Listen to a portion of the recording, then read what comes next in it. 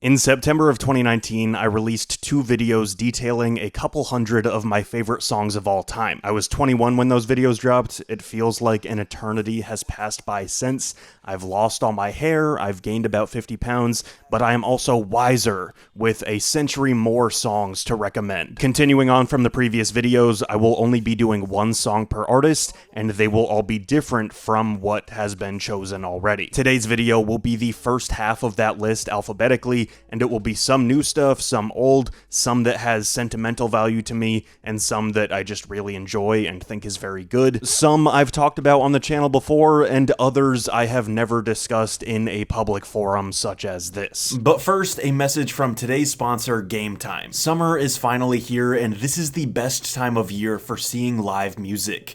Game Time is the perfect way to get tickets fast, easy, and prices on the app will actually go down the closer you get to the concert of your dreams. Clicking on the music section in the app, I'd love to go see Zach Bryan at Gillette. I could go see this Pixies show for $7, which is crazy. They also have different flash deals for closer seats. It would be nice seeing Peachtree Rascals after talking about them on the channel before, and this is what the view would look like on the floor. Here's a look at Game Time's top 15 concerts of the summer, and any of these would be a great opportunity to save big on last-minute deals, all-in pricing, and more. Take the guesswork out of buying concert tickets with Game Time. Download the Game Time app, create an account, and use code ALPHAMEDIA for $20 off your first purchase. Terms apply.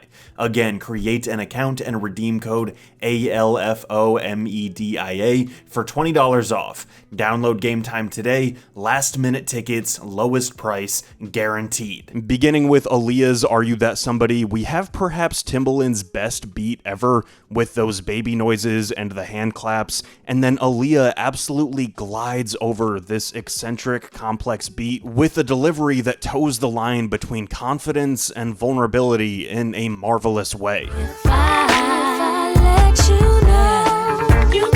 Adrianne Lenker is one of my favorite songwriters, and anything might be her finest work. Within this heartfelt, intimate folk song, you have all these lines that are extremely poetic, but for me, it's the rawness of the chorus that really brings a tear to my eye. One of the albums that I like to recommend to people who might not know it is the enchanting ambient pop of Air's Moon Safari. Sexy Boy is coolness personified, and this has some really rich textures in it. Alex G's Gretel is expertly made indie folk rock. Haunting lyrics combine with some of my favorite aesthetic choices on production ever. When that crunchy, high-pitched I don't wanna go back comes in, I lose my mind. It's the audio form of those like satisfying videos for me. One day I will make a feature-length video about Arthur Russell and what he has done for me and my taste in music. Shout out to the GOAT. But for now, I will just say that the letter is... There's a letter for you. Big Stars 13 is inherently nostalgic inside and out, and I'll mention it again on this list, but songs that feel like their own coming-of-age movie is one of my favorite little micro-genres.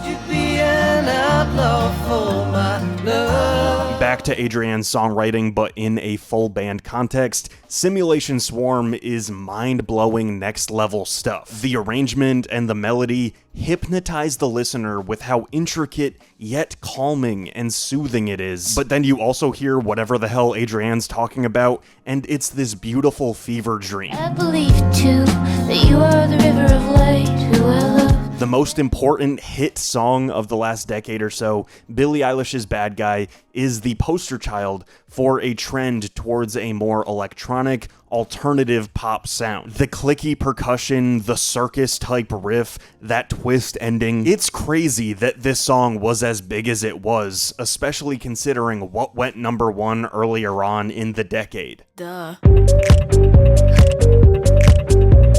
Bjork's Cocoon is my pick for the ultimate track that transports you to another world altogether. Bobby Caldwell's What You Won't Do for Love is timeless. The instrumentation is so classy, and words can't describe that legendary vocal performance. Two of the best live performance videos ever are him at the beach in 1978, and then almost 40 years later at the Soul Train Awards. In my world, only you. If you ever need peace and serenity within music, throw on Bobby Charles' I Must Be in a Good Place Now. I saw a butterfly and I named it after you. Your name has such a pleasant sound. I must be in a good place now. Produced by the one and only Jim Steinman, Bonnie Tyler's Total Eclipse of the Heart is theatrical 80s camp, and I feel no guilt loving it as much as I do. Britney Spears' Every Time, which some of you may know as the Sunset piano song from Spring Breakers, is a poignant, sparse ballad where her fragile vocals take center stage. Every time I try to fly, I fall. You could pick half the track list for Carly Rae Jepsen's Emotion, and then The Loneliest Time was a great addition to the best of her catalog, but right now it's the title track of her magnum opus that is standing out to me. She flows through the verses with this swagger, and it builds up to the choruses and the bridge really well. One of the best songs of the 2010s period, Caroline Polachek's So Hot You're Hurting My Feelings, is ultra-melodic art pop perfection. Playful lyrics, absurd range on the vocals, crazy attention to detail with the breaths before she starts singing, the lush harmonies, it's brilliant. The greatest love song ever written, Carpenters' Close to You, is pure sonic romance. The atmosphere built by the piano, strings, and horns is like something out of a storybook. I could try to be more esoteric and interesting with my choice for Charli, but it's vroom vroom. It is abrasive and avant-garde, but endlessly replayable. Clairo is one of the pillars of this channel, and Sling was her reaching a potential that I didn't think was possible. Amoeba takes from that 70s singer-songwriter vibe that she was pulling from, but she brings her own chill, dancey flair to it too. Aren't you glad that you reside in a hell and in the skies? Delegation's Oh Honey is a silky smooth soul track if there ever was one. When she arrives and stands by my side, it makes me so proud to know her. Woo! While Dijon's The Dress was the song from Absolutely that became an instant all-time favorite for me, Rodeo Clown is the one that has had more staying power. Each listen unlocks a new layer, a new reason to love it. Why are you so ashamed? Rodeo could kill you. It's not a super common thing, but the idea of a biopic song can be very riveting, and Don McLean's Vincent is no exception. It's a melancholic track that is as beautiful and tragic for the life of Van Gogh. How you suffered for your sanity. What goes on in Dorian Electra's head that makes them think of something as original and inventive as Man to Man? It's this celebration of electro, bubblegum bass, and hyperpop that is genuinely laugh out loud funny. I just really wanna fight with you. There's an X factor about Fall Out Boy's Sugar We're Going Down that sets it apart from 99% of the stuff in its category. I've always been an advocate for Patrick Stump being the vocalist within this little group, and I'm a sucker for a loaded god complex, cock it and pull it. Oh god, analyzing Fiona Apple's I Want You to Love Me is far above my pay grade, but I will say this. The experience listening to this is powerful, and it packs the punch of an entire album's worth of music. I hope that you... Ever since Fred Again's Tiny Desk dropped, which I've listened to 40 to 50 times, Me Heavy is the song that I've played an unhealthy amount of times. Seriously, like 20 to 30 times every day for weeks straight. It reminds me a lot of Arthur Russell, but with Fred's unique perspective on the human experience. But I'm glad I'm feeling. I don't know how I got introduced to it, but Gene Chandler's Duke of Earl has been a favorite for me that I've loved and then forgotten about and then loved again since high school. And yes, it feels inherently classic and nostalgic because it's a doo-wop song that was made before the moon landing, but still, there's this old-fashioned charm about it. Shout out to that one video that I made years ago about getting into heavy metal and all the metalheads that still message me to this day asking how that journey's going. Some of them will probably be disappointed that I really love listening to theatrical, campy, prog rock that is disguised as heavy metal. Ghost and their song Ritual is lovely.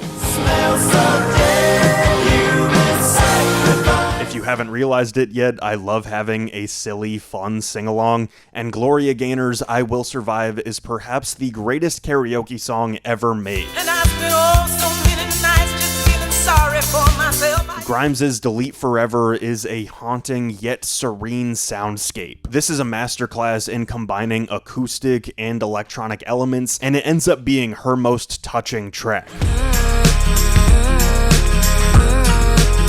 Gwen Stefani's Cool is a very thoughtful concept of a song. You've had a million love songs, a million breakup songs, but what about the idea of, we're not together anymore, but I still hope you're doing well? You can check out Jensen McCrae's latest viral TikTok song with Massachusetts, but the first one, Immune, will always have a special place in my heart. Again, talking about concepts, the idea of a hypothetical Phoebe Bridgers pandemic song was executed flawlessly here. What will we say to each other? Kacey Musgraves' Golden Hour is one of my favorite albums, and surprise, surprise, High Horse is my pick from it. It has some very funny, tongue-in-cheek lyrics, it's disco-inspired, and it will make you get up and dance. 'Cause everyone knows someone who kills the buzz. Kate Bush's Wuthering Heights is one of those songs that only one person in the history of the world could have made. Moving past the one-of-a-kind lyrics that are inspired by the novel of the same name, have you ever heard vocals like this in your life? So original. Katy Perry's Teenage Dream is a 10 out of 10 impeccable pop song that defines that late 2000s, early 2010s vibe. It's anthemic, and I'd also put it in that coming-of-age movie category.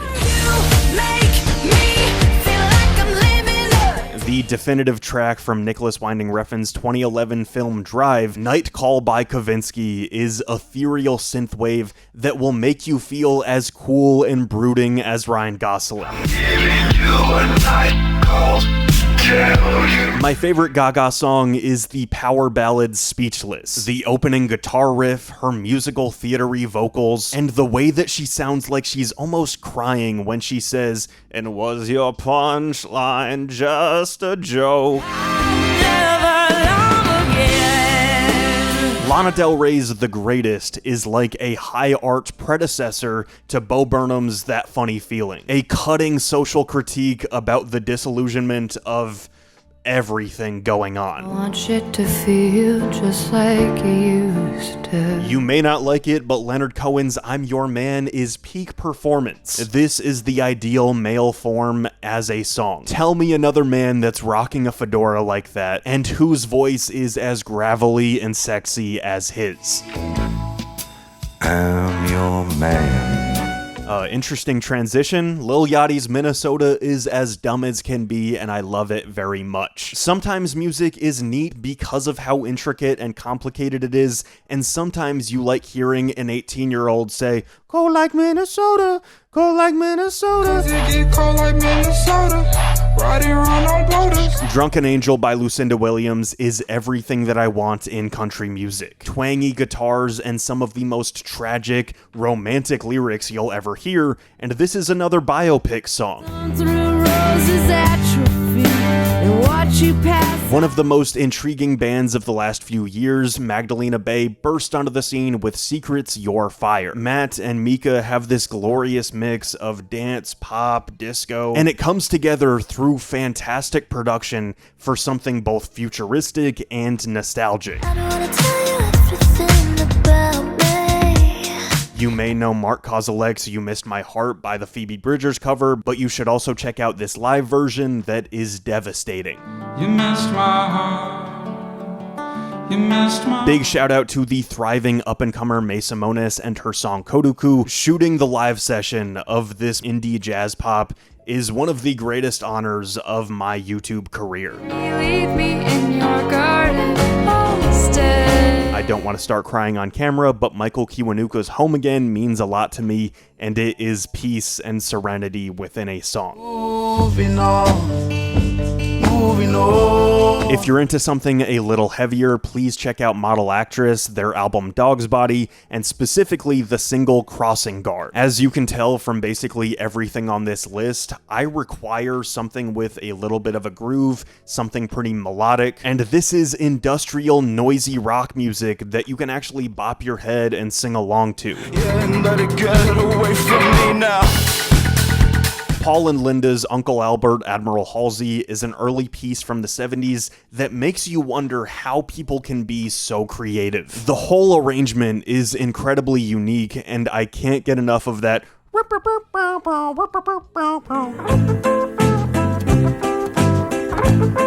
Picking a Paul Simon song was very tough, and there are choices that I listen to more often, but something about Diamonds on the Soles of Her Shoes was very influential for me in high school, thinking that anything is possible within music. The way he seamlessly integrated those two worlds together is unlike anything else. I could say, ooh. The superior 70s cult classic rock opera Phantom of the Paradise is one of my favorite things ever, and the music and lyrics by Paul Williams are astounding. Faust is the song, and the idea of a lonely songwriter that wants to find a love that will sing his song for him and fill the emptiness inside him is chef's kiss. Alright, sell my soul for one love.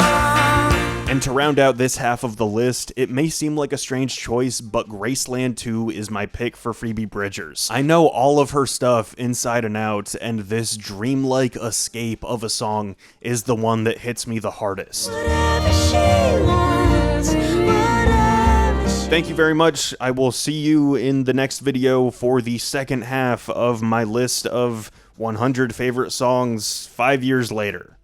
Thanks. Hey, thank you for watching that video. If you want to support the channel, feel free to like, comment, and subscribe. You can follow me on social media at RenshawHS, support me on Patreon, Twitch, buy my merch, etc. Thank you again. I'll see you soon.